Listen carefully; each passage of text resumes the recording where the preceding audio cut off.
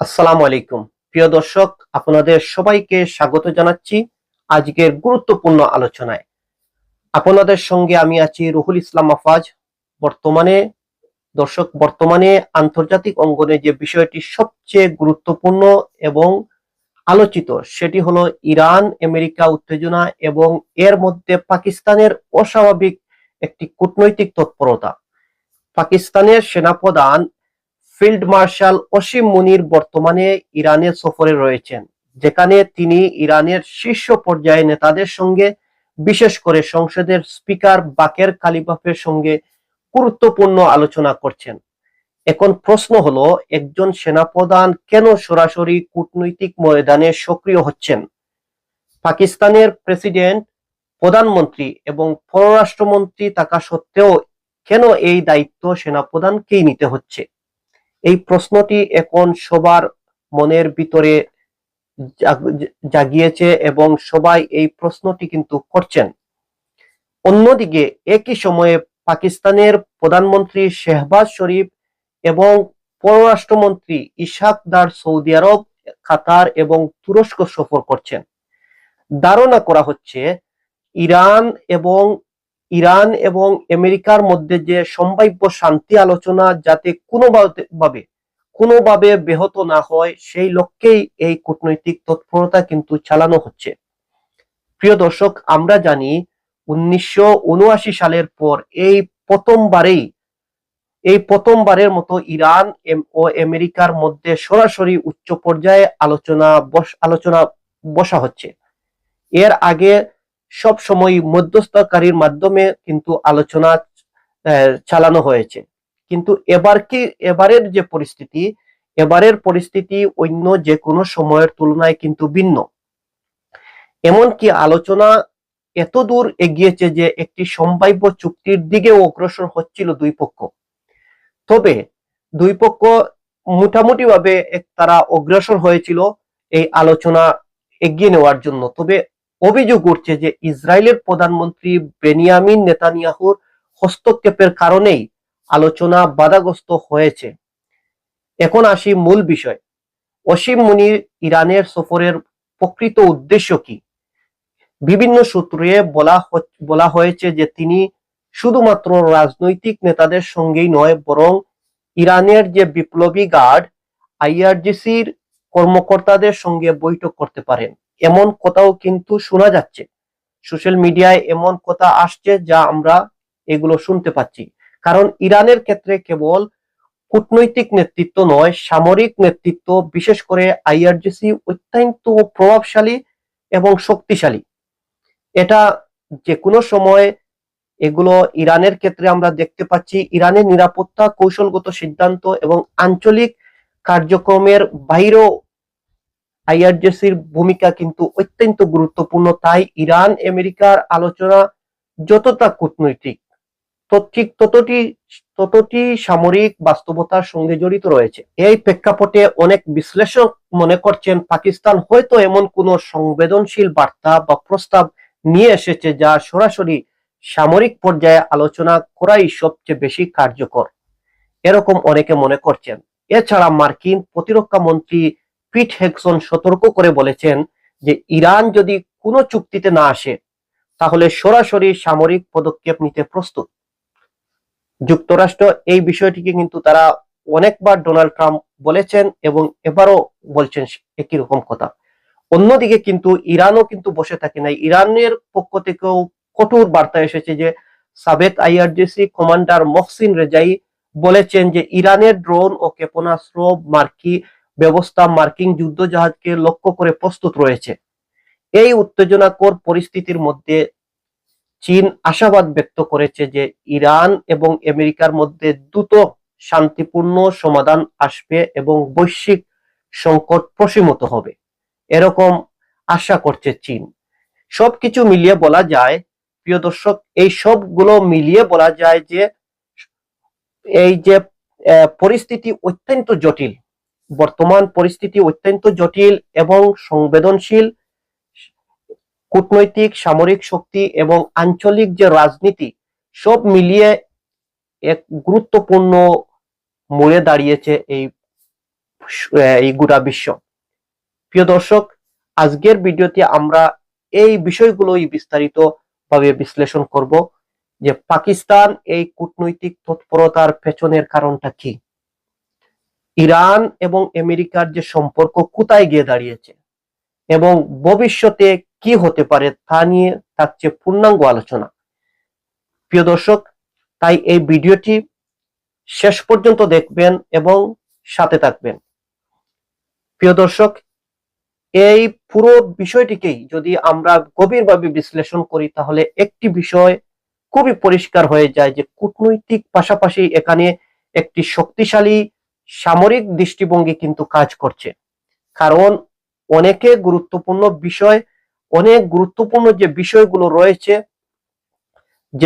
যে গুরুত্বপূর্ণ বিষয়গুলো আছে সেগুলো শুধুমাত্র কূটনৈতিক আলোচনার মধ্যে যে সমাধান করা সম্ভব সেটা কিন্তু নয়।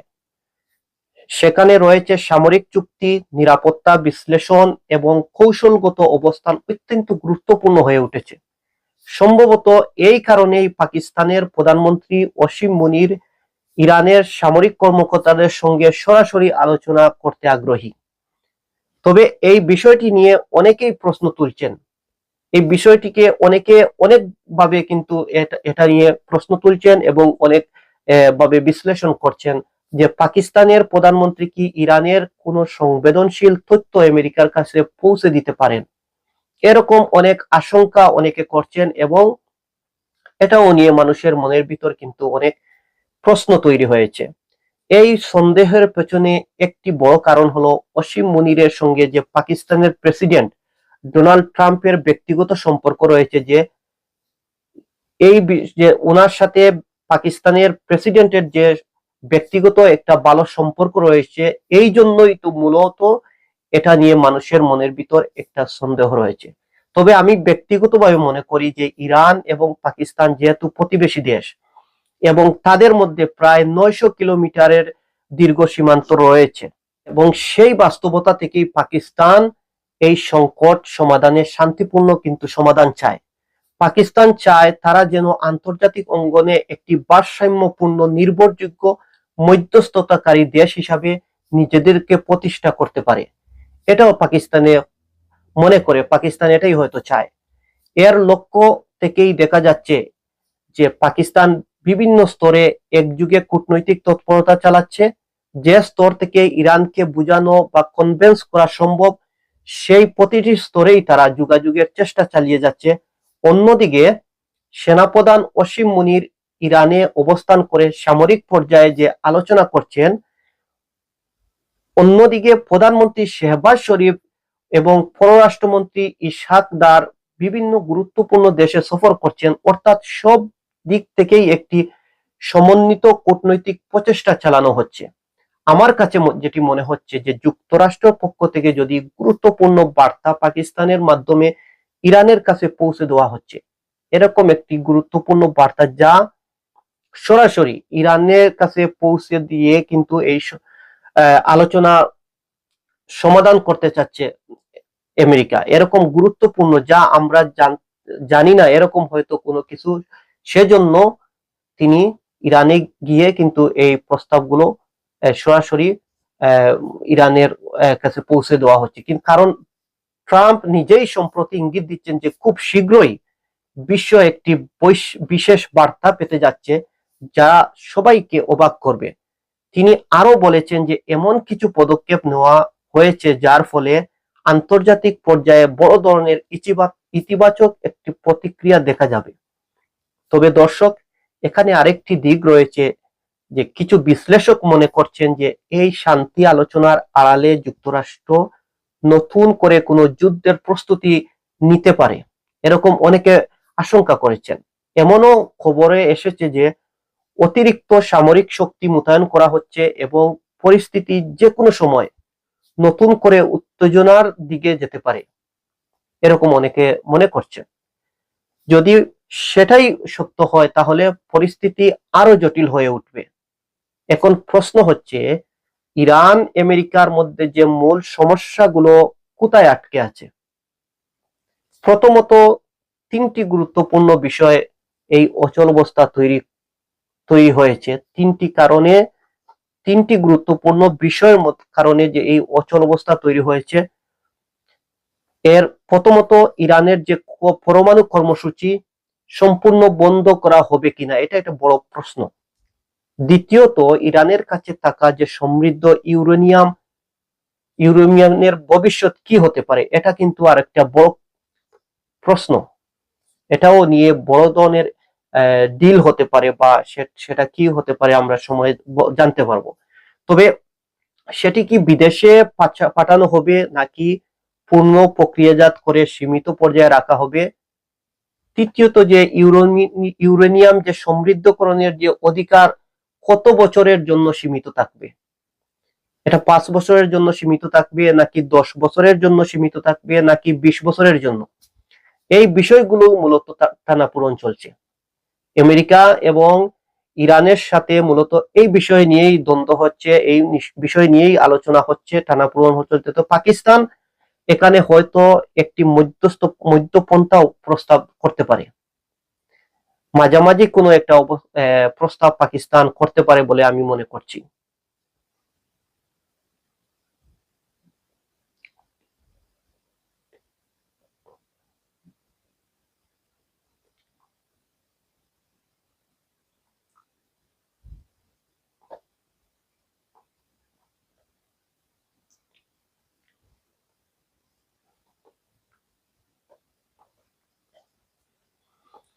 যেমন 5 এবং 20 বছরের মাঝামাঝি কোনো সময়সীমা নির্ধারণ করা, কিন্তু ইরান এই প্রস্তাবে কিভাবে নেবে, ইরান কি এই প্রস্তাবকে সহজে মেনে নেবে, এটাই গুরুত্বপূর্ণ প্রশ্ন। কারণ ইরান তাদের পরমাণু কর্মসূচি অত্যন্ত জটিল এবং সংবেদনশীল এবং কৌশলগত কিছু বিষয় রয়েছে, এটি নিয়ে তারা সহজে কোনো আপোষ করবে এমনটা ভাবার সুযোগ খুবই কম। তারপরও পাকিস্তানের কর্মকর্তা আশাবাদী, তারা বিশ্বাস করেন যে বর্তমান যে এই অচল অবস্থা কাটিয়ে একটি ইতিবাচক সমাধানে পৌঁছানো সম্ভব।